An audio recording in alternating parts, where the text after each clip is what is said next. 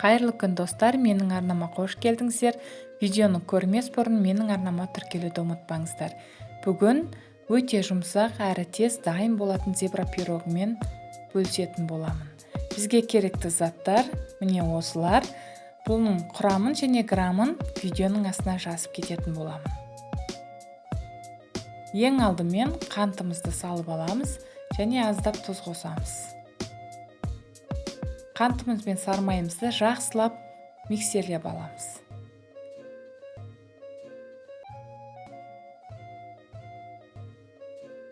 Миксерлеп алғаннан соң жұмыртқамызды екіге бөліп, тағы да жұмыртқамыз ағарғанша миксерлейтін боламыз. Жұмыртқа мен сармайдың температурасы бөлменің температурасымен бірдей болу керек.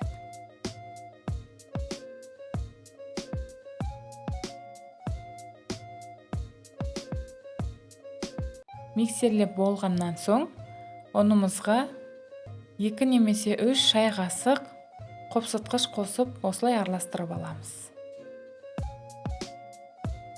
Ұнымызды 2 немесе 3 бөлікке бөліп, осылай електен өткізуді ұмытпаңыздар.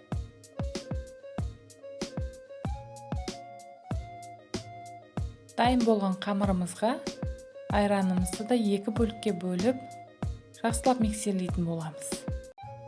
Қолданған айраным үйдің айраны болғандықтан, ол өте қою болғандықтан қамырым осылай болып шықты. Сіздердің қамырларыңыз сәл сұйықтау болуы мүмкін.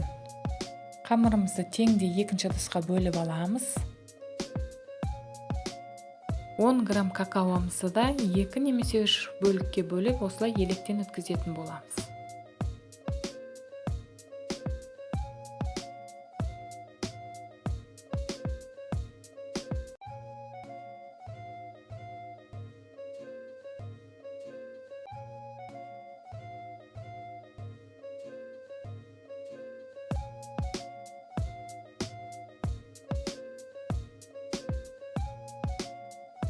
Ал қамырымыз дайын, осылай болып шығады.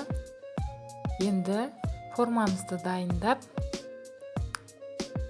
екеуін кезекпен 2 немесе 3 қасықтан құйып отырамыз.